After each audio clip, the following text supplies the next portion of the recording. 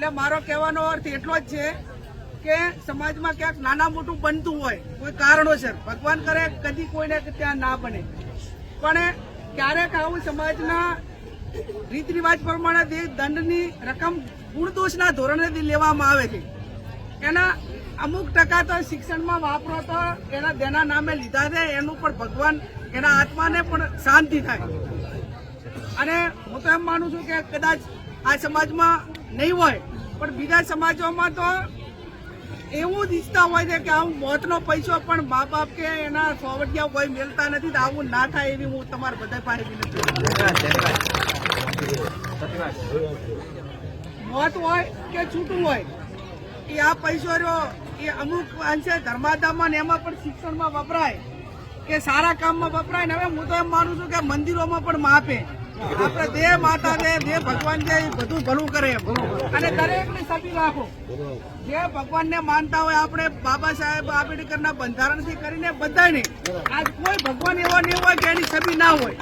કોઈ છબી મળીને કદાચ એનો ખર્ચો થાય 100 થાય, 200 થાય, 500 થાય, એનાથી લાખ 3, 4, 5 લાખ તો ના થાય.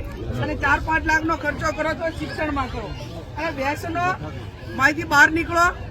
મોટા ભાગે ઘણો બધો કાપ આવ્યો છે, પણ તમે જે પેઢીને આપશો એ નવી પેઢી જ કરશે. એટલે જેટલું સારું આપશો એટલી નવી પેઢી સારું કરવા માટેનો પ્રયત્ન કરશે. હમણાં જ આવું ભાઈ આ કિરીટને અને વિષ્ણુને નિયન કહેતી હતી કેમ કે આ અમારી જોડે બધા ભણેલા છોકરા છે.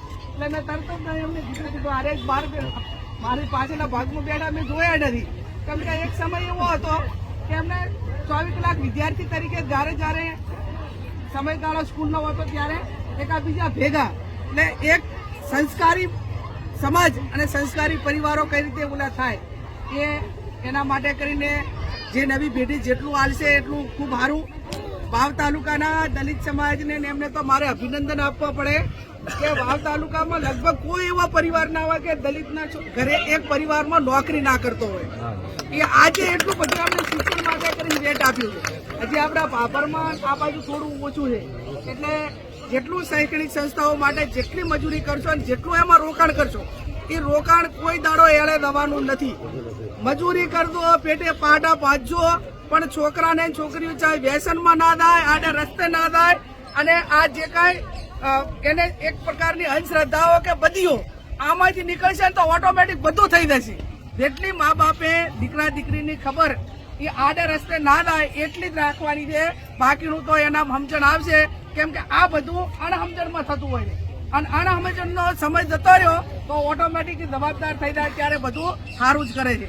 એટલે ફરી આ પરિવારે આપ સૌને બધાને ભેગા કર્યા છે, એક સારું કામ કર્યું છે અને સારા કામના આપ સૌ સહભાગી બન્યા છો એ બદલ આપ સૌ મહેમાનોનો આભાર માનું છું.